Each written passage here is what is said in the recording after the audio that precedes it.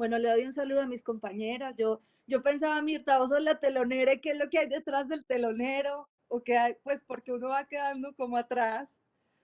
O el sándwich, la ley del sándwich, que uno queda como en la mitad, o el hijo de la mitad. Yo creo que uno ahí tiene como la capacidad de unir y también de agradecer. Como lo planteaba, hablar para mí de felicidad para la paz, porque así he nombrado esto, en este foro de paz consciente, primero una gratitud inmensa por seguir como creyendo en estos espacios de conversación y sobre todo en un momento de inflexión. Cuando, cuando tenemos que generar diálogos, las conversaciones generan acciones y eso es fundamental. Voy a retomar dos ideitas de Mirta para empezar, como para contarles un poco, vine a hablarles de una historia, un sueño que he tenido desde pequeña, a ver cómo lo vamos construyendo juntos. Yo creo, Mirta, que lo primero para que exista una paz consciente es entender que la paz no es perfecta. La paz es imperfecta. Tiene bemoles, tiene momentos de alegrías, de bajos, de imperfecciones profundas. Pero eso hace parte que la paz tenga sentido. Cuando nosotros desmitifiquemos tanto un estado de paz interno, es decir, yo creo que nos hemos vuelto obsesivos en querer siempre estar bien. Y ojo que estoy hablando de la felicidad. La felicidad no significa querer estar siempre bien, querer estar siempre en paz. En esta búsqueda desenfrenada por querer estar en paz, nos hemos vuelto obsesivos por no asumir la imperfección, los días de lluvia, los momentos de tristeza, las pérdidas, y eso hace parte de la vida. Lo segundo, siempre hemos denominado a Colombia como el país, uno de los países más ricos del mundo por su biodiversidad. Y yo nunca he visto que la biodiversidad pelee, sino que genere riqueza, la diferencia. Tenemos millones de mariposas, tenemos millones de aves, millones de especies nativas de árboles. Y la biodiversidad y el respeto por esa diferencia que nos muestra la naturaleza es lo que hace de Colombia un país rico. Entonces partiría de esos dos conceptos, la interdependencia unida al tema de la diversidad y la biodiversidad, porque somos biodiversos, por eso Colombia es un país rico. Y lo segundo, este tema de la paz no es perfecta. Bajemos a la paz del pedestal. No creamos que una vida perfecta es aquella en donde somos ecuánimes, donde nada nos toca. Pablo de la Hoz, un gran jesuita y padre, él dice que los espirituales o la gente contemplativa, yo hago un paréntesis, yo desde pequeña, como desde que tengo 13 años, medito, tuve mi primer profesor de yoga desde chiquita, porque entonces no es porque fuera, no es para ser más ecuánime o para decir es que el mundo no me toca. Él dice, las personas más espirituales y más contemplativas somos las más apasionadas por la vida, somos las que dejamos que todo nos atraviese y nos toque con dulzura, pero también con rigor, para poder hacernos cargo de nuestra realidad. Yo considero que yo soy una mujer apasionadamente contemplativa, imperfectamente espiritual, viendo cómo podemos sacar adelante esto que se llama yo y comunidad, como dices tú. Entonces, parto por eso. Las personas, la espiritualidad y la paz consciente, la conciencia no nos puede alejar de la realidad. La paz consciente nos tiene que acercar a una realidad individual que además no existe, sino colectiva, porque recuerden el principio máximo, todos somos uno, todos dependemos de todos. ¿Cómo me duché esta mañana? Con el agua que cuidaron los tanques. ¿Cómo me comí el huevito esta mañana? El señor, la gallina que puso el huevo, el señor que cuidó la gallina. Toda esta meditación de interdependencia. Entonces, hay que dejar de creer que somos uno y entender que somos un colectivo. Y todo lo que te afecta a ti, me afecta a mí. Esa es la premisa básica.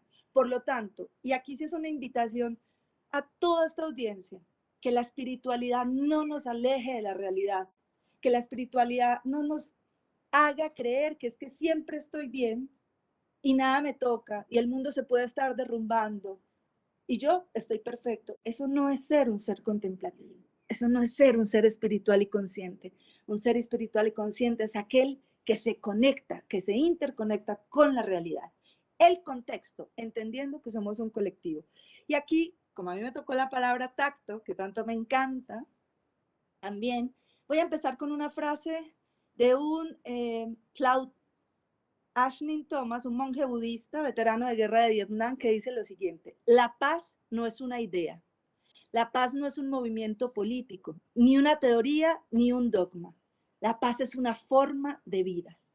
vivir con conciencia en el momento presente. No es una cuestión de política, óigase bien, sino de acciones. No se trata únicamente de mejorar un sistema político o tan siquiera de ocuparse de personas sin techo. Todo esto es muy valioso, pero por sí solo no acabará con las guerras y el sufrimiento. Debemos simplemente detener las guerras sin fin que asolan nuestro interior. Imaginad, si todas las personas detuviesen la guerra en ellas mismas, no habría ninguna semilla de la que pudieran hacer la guerra.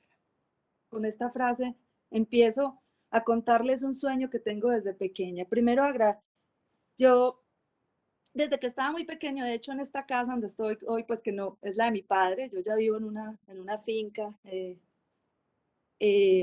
me paraba en este balcón que está aquí arriba mío, tengo 42 años, esto era a los 3 años, este balcón que ven aquí arriba, yo me paraba a llamar con un teléfono rojo que yo tenía al presidente de la República, yo le decía, presidente, ¿usted qué va a hacer? Se están muriendo los niños de hambre, y que yo lo regañaba, y yo sentaba a mis papás abajo para yo hacerles el discurso, y descubrí que mi papá también pequeño, él es de Marinilla, Antioquia, él es hijo de un maestro de escuela, se paraba en la quebrada de su pueblo, a ser el alcalde y ver cómo podía hacer mejores cosas.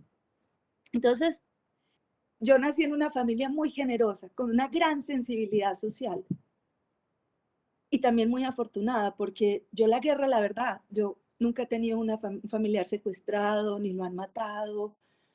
Yo he sido muy afortunado, yo he visto una guerra en las noticias, en los libros o en las víctimas del conflicto armado que por muchos años he atendido y acompañado, pero directamente a mí no me ha tocado.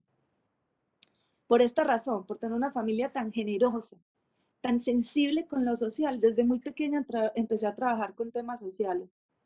Y cuando salí de la universidad, yo dije, yo no quiero ejercer diciendo quién es bueno y quién es malo, yo quiero ayudar para que todos recordemos que somos iguales en nuestra diferencia.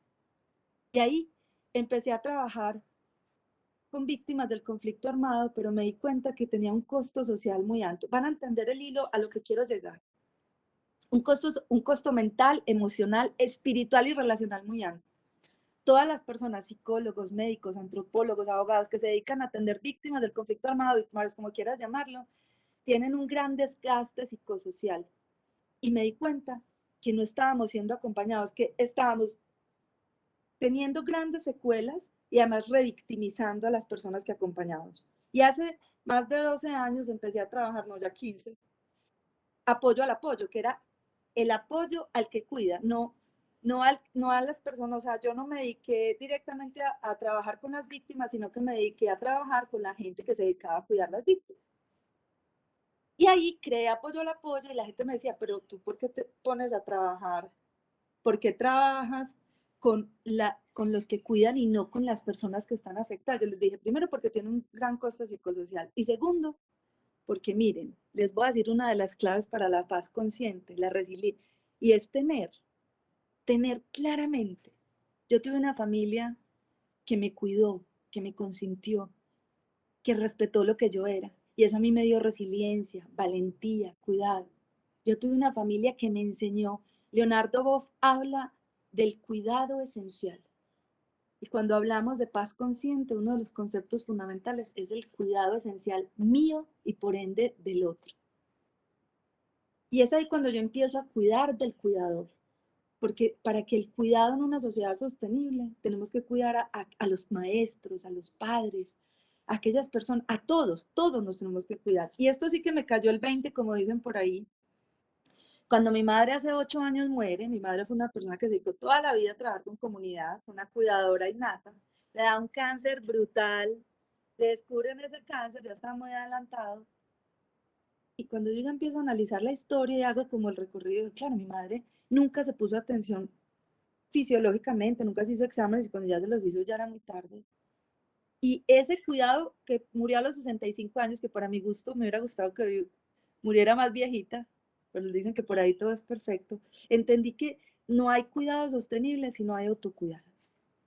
Entonces ahí empiezo a entender, primero empiezo a trabajar directamente todo este camino de la paz, de felicidad para la paz, empiezo a trabajar con lo social, me doy cuenta que yo me volví una telonera de los cuidadores, como dijo, me volví una que hace que el maquillaje, todo el vestuario para que puedan salir a atender a las personas, a los médicos para que puedan atender mejor a sus pacientes, a los maestros puedan hacer mejor su tarea. Yo estoy tras escena, no aparezco en primera línea y no me interesa. Me interesa que ellos hagan bien su tarea, que ellos hagan, porque el cuidado hace parte, el cuidado esencial es una de las columnas vertebrales de tener una sociedad y un individuo que lo atraviese una paz consciente.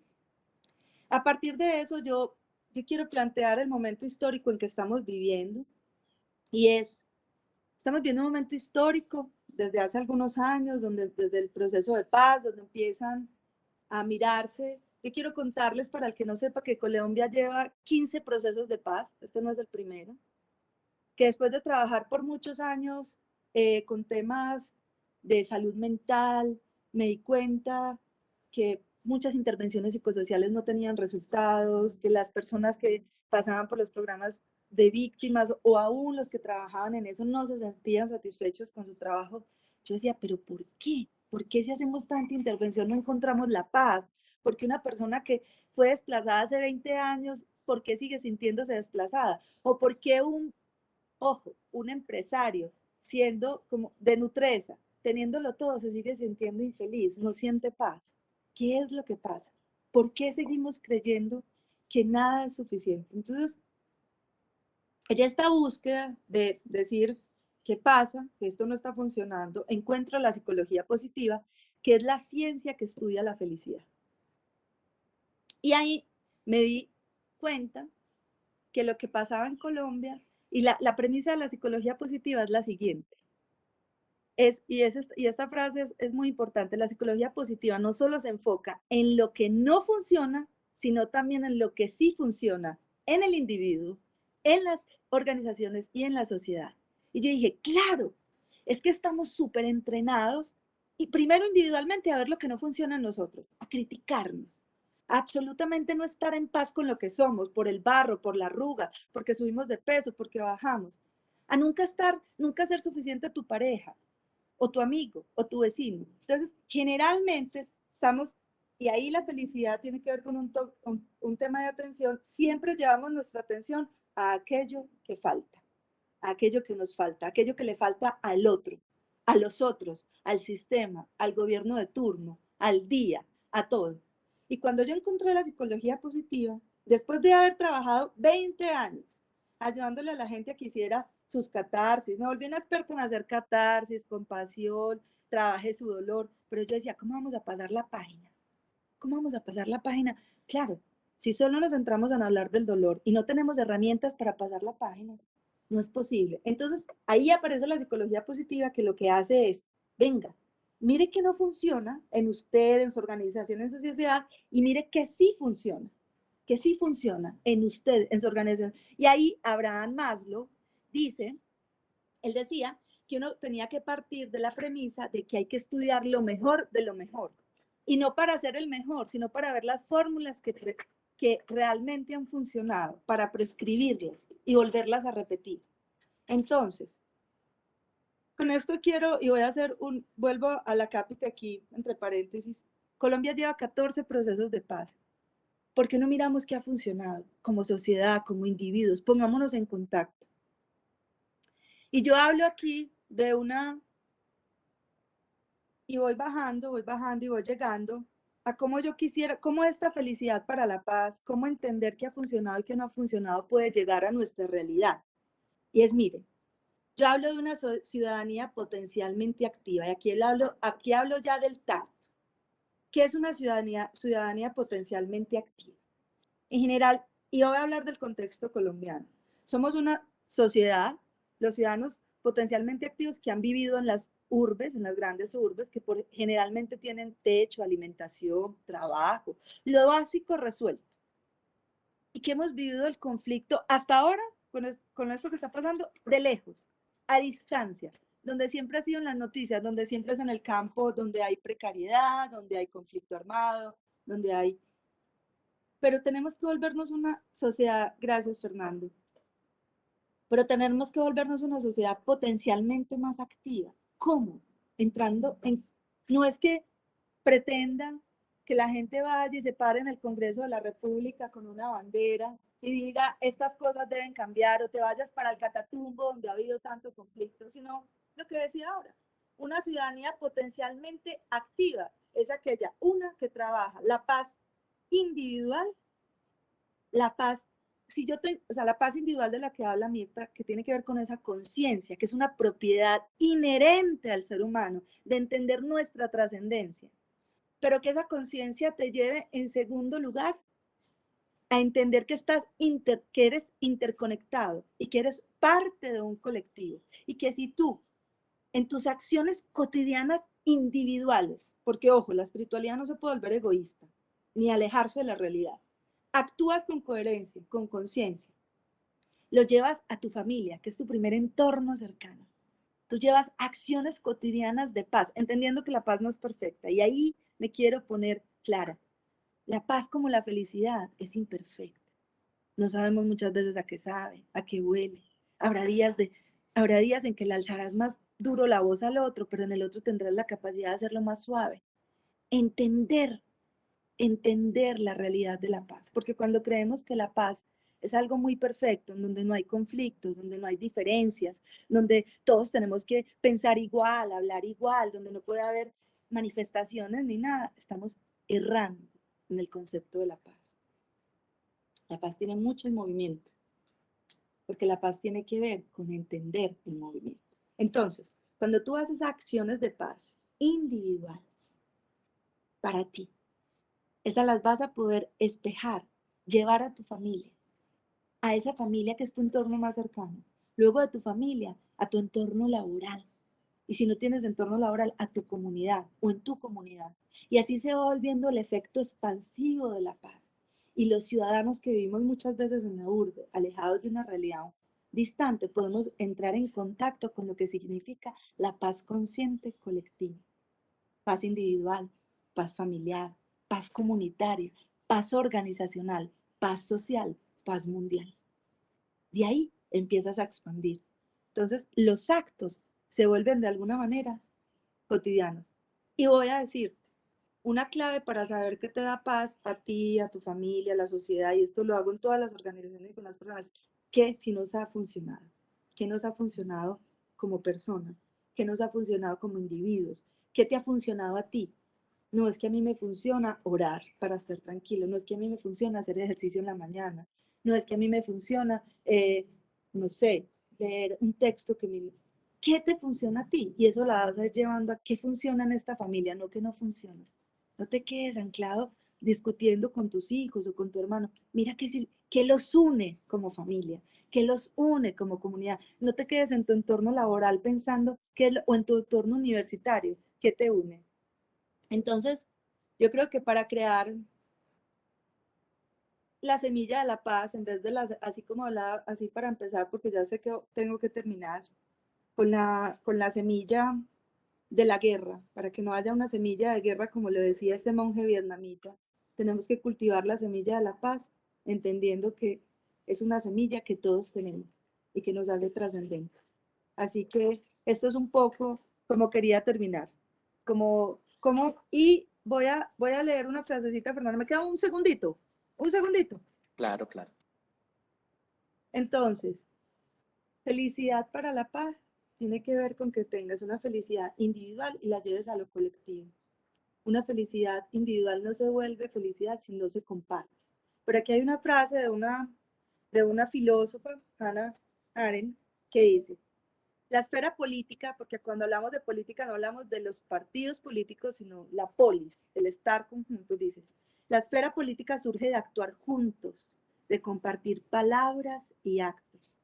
Así, la acción no solo tiene la más íntima relación con la parte pública del mundo común a todos nosotros, sino que es la única actividad que la constituye. Y dice,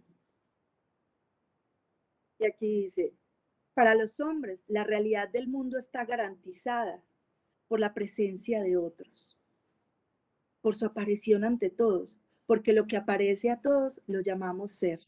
Cualquier cosa que carece de esa aparición viene y pasa como un sueño, íntima y exclusivamente nuestro, pero sin realidad, es decir, nuestra realidad se constituye a partir de la aparición y el reconocimiento del contacto con el otro.